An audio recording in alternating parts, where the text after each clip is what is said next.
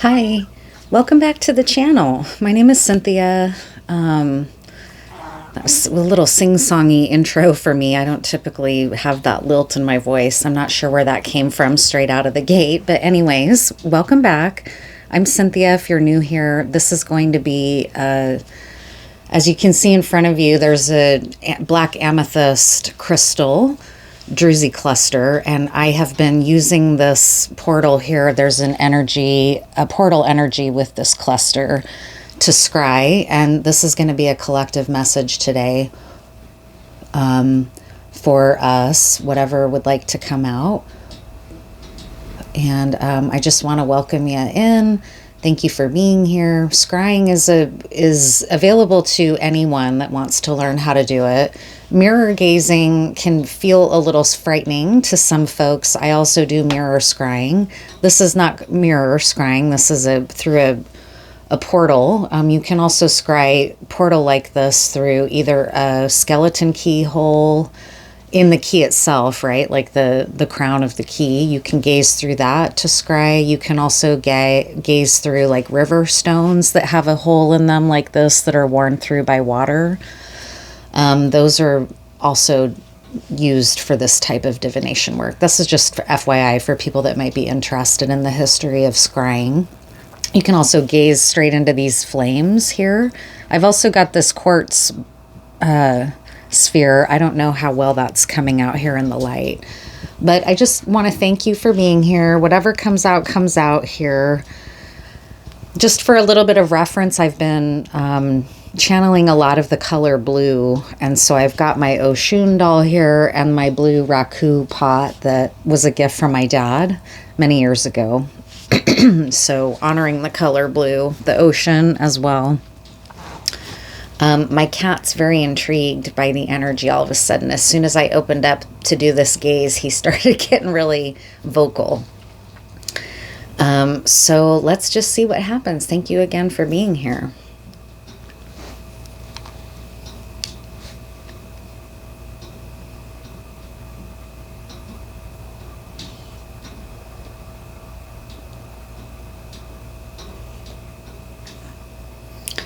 So I'm seeing a person's hand gestured outwards towards us. So if we're the ones gazing towards this crystal, there's a hand reaching towards us, and it's stellar, like it's a stellar hand.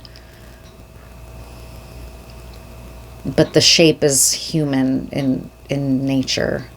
But it's like a three-fingered hand reaching towards us.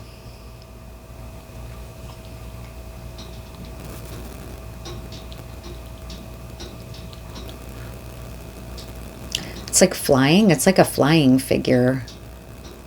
Almost like Superman. Like all of a sudden it's kind of turning into Superman. Like if you can imagine Christopher Reeve, the stance that he takes in the air with that one arm and fist forward and the other tucked in to his chest. It's looking like that to me. And then he also has a leg tucked in. And then that's also then showing me the tucked in leg of Superman, like the tucked in foot of the Emperor card. So there's something about masculine power and superhero energy and masculinity coming through. The portal itself with that selenite crystal sort of infused into the black amethyst crystal is very embryonic. I think anyone looking on this crystal would see the embryo, and it's sort of being emphasized right now, the embryo, the beginning stage.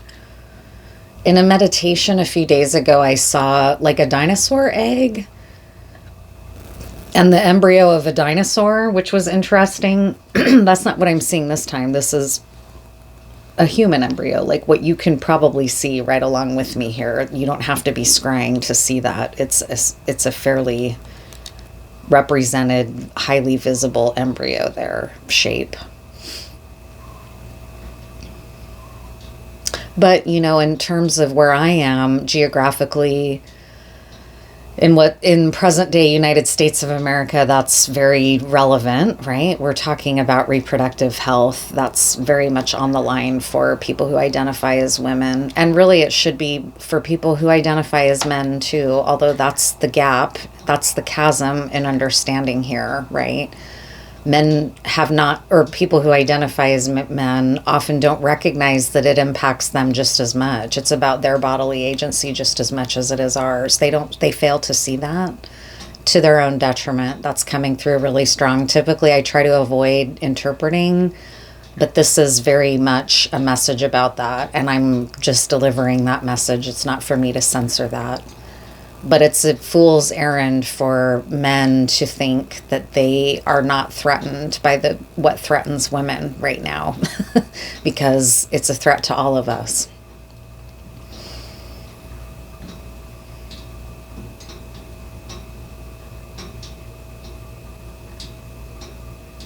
I'm seeing the Hermit card now.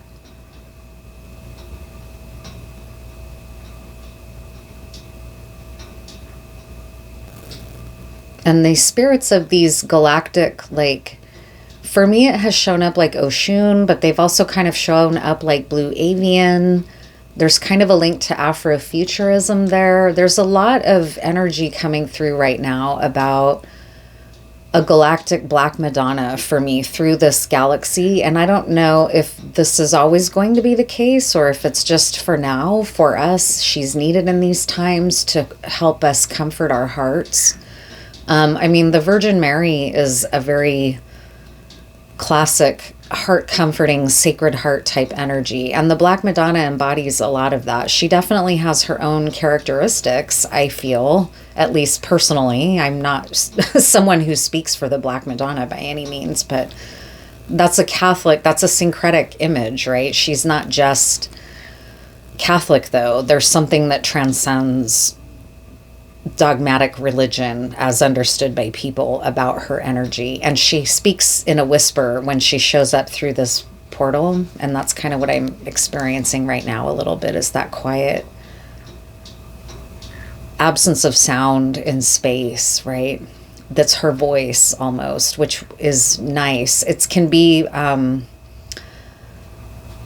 like black hole healing, like Obsidian Mirror healing, and Obsidian Mirror is a healer, and that kind of energy is coming through, like removing pain through the force of physics in some way. Like, I can't really speak to the scientific principles, but I can kind of speak to just things like Jacob's ladder and the physical structure of the universe, to the physical formless becoming form. And there's something about this energy coming through with this Black Madonna that's like erasing pain somehow. I don't know. This is kind of channeled, and please, I really am trying to just be humble here. I don't know how to grapple with this on a personal level to some extent, so I'm just going to name that.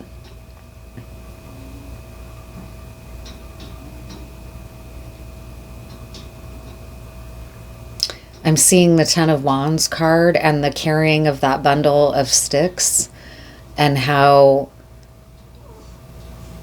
tiring it can feel right before you crawl across the finish line. There's a fatigue energy here that's being witnessed by whatever spirits are gathering at this portal right now. They're showing me that they are witnessing the fatigue.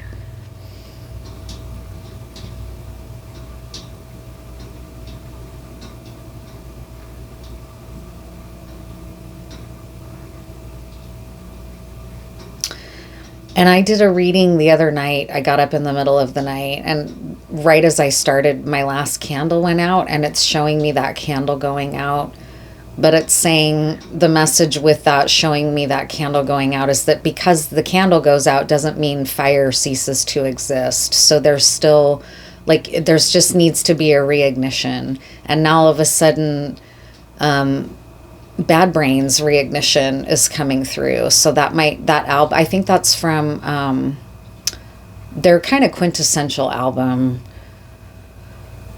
It's the name of that album is eluding me right now, but I think I'm almost positive the song is called Reignition, and there might be like a liberation message in that album for you. That's a very HR is a really unapologetic liberation type energy. And I mean, these are times where if you like my channel, you're probably already somewhat minded like that, and that'll resonate with you. Like, maybe go listen to that album. It's got a lightning bolt, right? I know it's right on the tip of my tongue, the name of that album.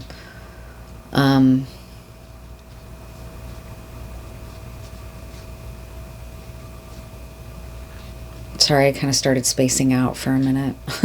I mean, I don't know why I felt need to say that, but there's a reason. Dissociation might be coming through. That's it. You might be dissociating a little bit right now with a lot of upheaval in the times that we're in. It's natural because we're biological and we're mammals, and so we're primed for fear and fight or flight on a really deep level. So when we feel afraid, it makes sense that there's that kind of primal fear in the energy. It's okay. There's also sort of a calming coming through that's just saying there's nothing to fear, especially if you can kind of pan out and remember to a certain degree, if you're on a spiritual path, that Earth is a school. Much like Dr. King could pan out and say that we're on the arc of freedom, we're only a part of that. And the arc is long. And it's okay to recognize that we're just an imprint along the long arc that bends towards freedom. And we don't have to take on the responsibility for the safety of the entire human race. We're not alone. Again, a lot of this is channeled. I'm not speaking for myself. This is stuff that I don't say. I don't know who's saying it necessarily, and that's the risk with scrying. So I need to be careful here because I'm not exactly sure who I'm channeling right now. I just need to name that also. I mean, it feels a soothing, comforting energy, but, you know, I very specifically, in preparation for these scrying sessions, I set an intention that this is a safe space where spirits that want for our good are the spirits that gather here, if they gather at all. Otherwise, it's the collective unconscious, and that I just maybe am going to gaze into that energy and see through my own training, through Jungian type archetypal understandings about the human psyche, right? So it can be any multiple layers coming through here with these archetypes. And you can apply them to your own structure and scaffolding and framework for how you view the world around us. I'm kind of feeling like I need to wrap things up. There's a triangle shape coming through, so there's something about the tension in triangles that might be important to be aware of.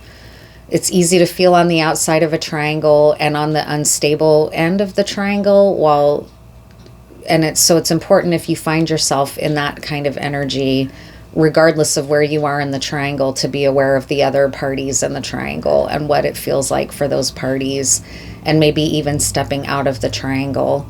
I have a card in my own deck that says triangulation is impacting this relationship, and so it's important to be aware of triangulation. Yeah, I'm seeing triangulation, big time, triangle, pyramid, geometry of the triangle shape, the power and the vulnerability of the triangle.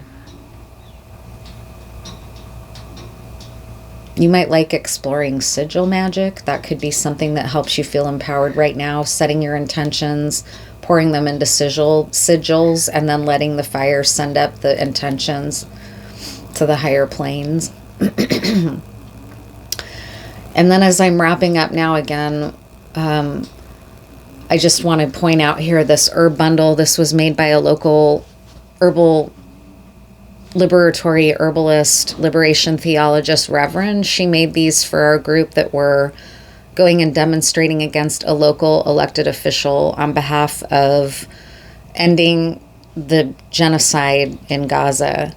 And these were herb bundles that she made for us to help us feel empowered at the action and then to bring home with us. And it's been living on my altar and I love it. It still smells good. I wanted to bring in that energy. This is the energy of the beloved community and of gathering together to find joy and comfort, and remember that we are not defined by this type of political conflict unless we allow ourselves to be. We can transcend that. I'm not trying to say that it's not understandable that we're afraid at times, of course, because like we just mentioned, we're mammalian. I don't mean to be dismissive of that. But sorry, that's my voice, my own voice and insecurities interfering with what I'm saying. I can feel that. There's still some anxiety for me in my throat chakra about speaking to this stuff. So anyways, again, I can feel that I want to wrap this up now. I don't know why I'm learning still how and when to kind of shut down my own crown chakra maybe in the moment and say I need to rest now.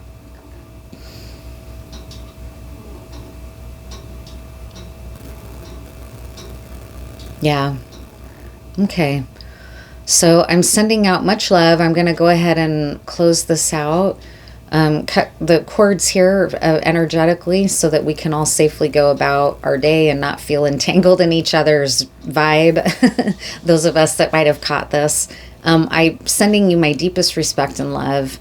And thank you again. It's an honor. I really appreciate you tuning in and being on this journey with me. Thanks.